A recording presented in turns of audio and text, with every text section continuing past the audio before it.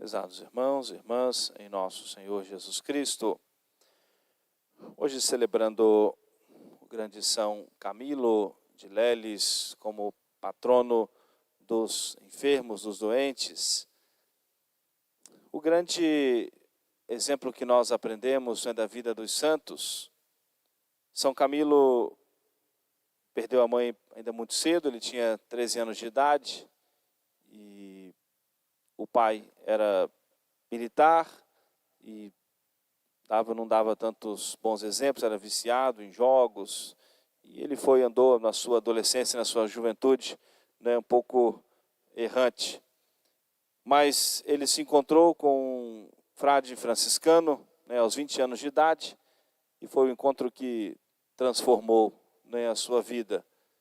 E ele quis logo deixar, ou seja, as coisas do mundo para servir a Nosso Senhor e ingressar na ordem franciscana.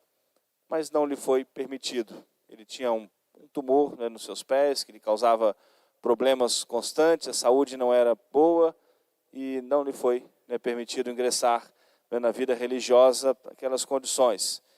Não tinha órfão de mãe, distante da família, não tinha como tratar a sua saúde, e ele se colocou como voluntário, foi a um hospital em Roma e pediu ali que, em troca do tratamento da sua saúde, ele ficaria ali a serviço, cuidando, trabalhando como voluntário, em troca do cuidado da sua saúde.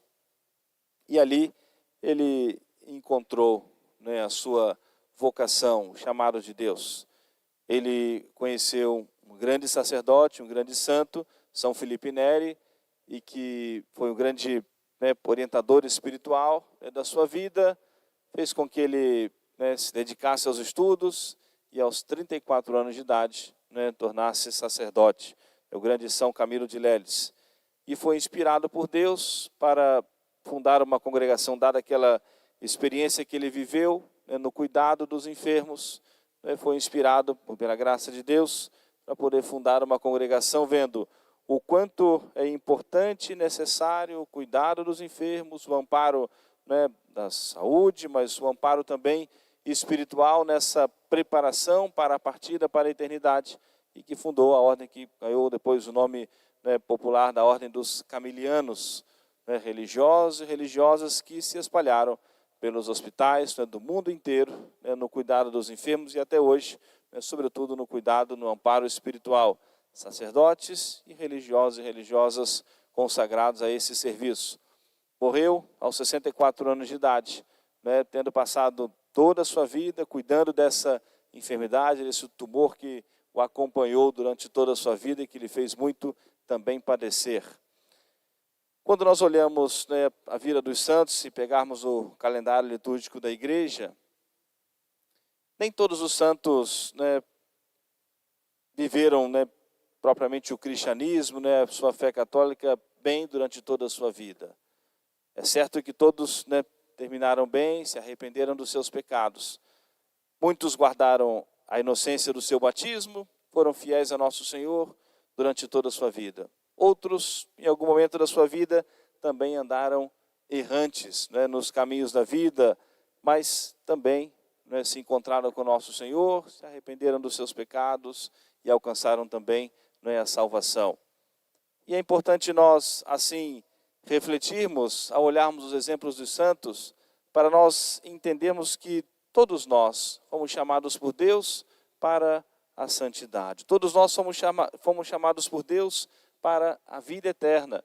E a razão de nós estarmos aqui nesse mundo, como o catecismo nos ensina, e a gente começa ensinando isso às crianças, a finalidade, a razão para a qual nós estamos aqui: conhecer, amar e servir a Deus neste mundo, para depois sermos felizes para sempre no céu.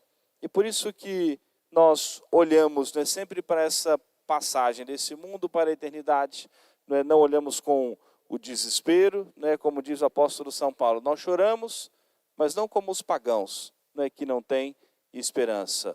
Nós cremos, esperamos em Deus nosso Senhor, temos confiança no poder da oração, temos confiança na misericórdia de Deus nosso Senhor, e por isso nós sepultamos respeitosamente os nossos mortos e por isso a igreja nos convida a nós vivermos e praticarmos essa obra de misericórdia, de nós respeitosamente sepultarmos os nossos mortos e rezarmos. Rezarmos por aqueles que nos precederam, né, marcados com o sinal da fé, aqueles que já foram chamados, né, por Deus nosso Senhor. E sempre com muita confiança na misericórdia de Deus. É isso que dirige a nossa vida, né, quando nós sentimos a perda de pessoas queridas a nós, da família, né, amigos, pessoas, né, próximas a nós.